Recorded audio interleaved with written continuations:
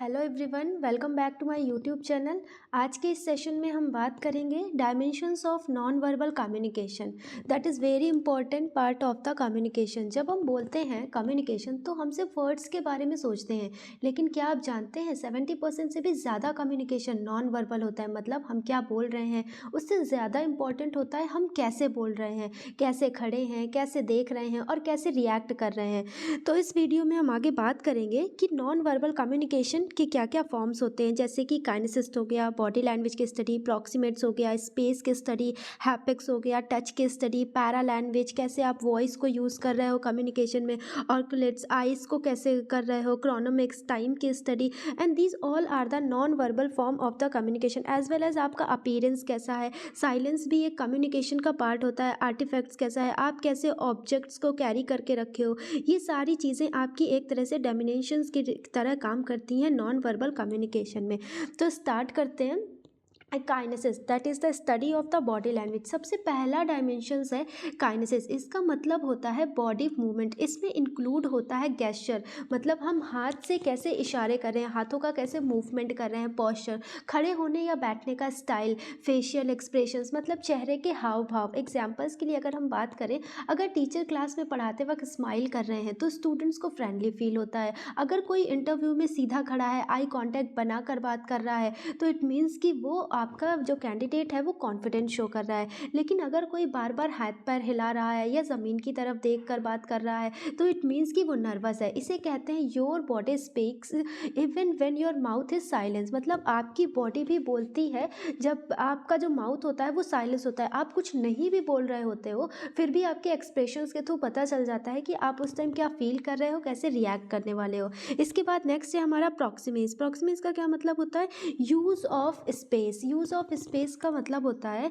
कि डिस्टेंस या स्पेस का यूज़ हम कैसे कम्युनिकेशन के फॉर्म में कर रहे हैं। हम अलग अलग लोगों के साथ अलग अलग डिस्टेंस मेंटेन करते हैं, जैसे कि फ्रेंड्स के साथ क्लोज खड़े होते हैं, टीचर्स या बॉस से थोड़ा डिस्टेंस रखते हैं, स्ट्रेंजर्स से और ज़्यादा डिस्टेंस रखते हैं। अगर हम एग्जाम्पल की बात करें, आप किसी स्ट्रेंजर्स के बहुत पास जाकर बात करो तो वो अनकंफर्टेबल फील करेगा, लेकिन बेस्ट फ्रेंड को हग करना एक नॉर्मल रखता है। मतलब डिस्टेंस भी एक मैसेज देता है कंफर्ट या डिसकंफर्ट का। इसके बाद हम आते हैं हैप्टिक्स। हैप्टिक्स क्या होती है, haptics is the study of touch. इसमें क्या होता है कि आप टच के थ्रू कम्युनिकेशन कर रहे हो। टच से हम लव दिखा सकते हैं, सपोर्ट दिखा सकते हैं, जैसे कि शोल्डर्स पे पैट करना, तो यहाँ पे हम सपोर्ट शो कर सकते हैं, रिस्पेक्ट दिखा सकते हैं हैंडशेक करके।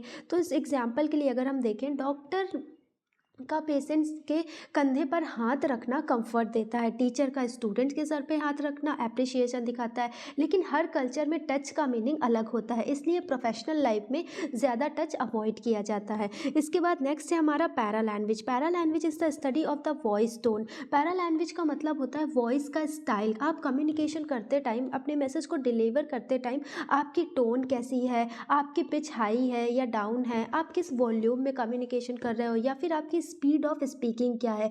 वर्ड सेम हो सकते हैं लेकिन टोन हमेशा चेंज होने से मीनिंग भी चेंज हो जाता है। एग्जाम्पल के लिए अगर हम देखें, अगर आप वेरी गुड गुस्से में बोलो तो ये एक तरह का नेगेटिव मीनिंग निकल जाता है। अगर वहीं आप वेरी गुड स्माइल के साथ बोलो तो पॉजिटिव मीनिंग निकल जाता है। टीचर अगर लाउड वॉइस में बोले स्टूडेंट्स डर जाते हैं, सॉफ्ट वॉइस में बोले तो फ्रेंडली और पोलाइट लगता है। So voice is not just a sound, it is an type of emotion.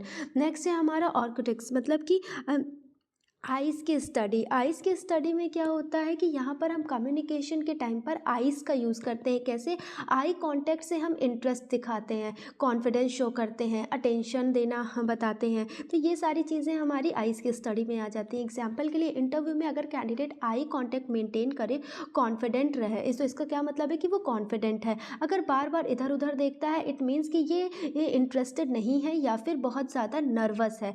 लेकिन ज़्यादा घूरना भी रूड लग सकता है, इसलिए बैलेंस्ड आई कांटेक्ट बेस्ट होता है। इसके बाद है आपका क्रोनोमिक्स। क्रोनोमिक्स क्या होता है, स्टडी ऑफ द टाइम या फिर use of time at the time of the communication. Chronemics का मतलब होता है टाइम का यूज़, जैसे कि पंचुअल होना, लेट आना, किसी को वेट करवाना। तो ये आपकी स्टडी हो जाती है कम्युनिकेशन में टाइम की। एग्जाम्पल, अगर स्टूडेंट क्लास में टाइम पर आ जाए, इट मीन्स कि स्टूडेंट्स डिसिप्लिन्ड है। एम्प्लॉय अगर मीटिंग में लेट आए तो इट मीन्स कि ये इररिस्पॉन्सिबल है। टाइम का रिस्पेक्ट करना भी एक नॉन वर्बल मैसेज देता है, I respect you and your time. Next है हमारा 7 अपीयरेंस। अपीयरेंस या फिर आर्टिफैक्ट्स मीन्स अपीयरेंस का मतलब होता है आप कैसे दिखते हो, ड्रेस कैसे आपने कैरी करके रखी हुई है, ग्रूमिंग क्या है, हेयर स्टाइल कैसी है, क्लीननेस कैसी है, तो ये सारी चीज़ें आपकी अपीयरेंस ड्रेस एंड लुक में भी आपका आता है। नेक्स्ट, अगर टीचर फॉर्मल ड्रेस में हो तो इट मीन्स कि प्रोफेशनल इंप्रेशन है। स्टूडेंट अगर नीट एंड क्लीन यूनिफॉर्म में हो तो इट मीन्स कि वो क्या है, आपका डिसिप्लिन है। इंटरव्यू में कैंडिडेट अगर मैसी लुक में आ जाए तो ये आपका क्या देता है, ये आपका एक तरह का नेगेटिव इम्पैक्ट डालता है।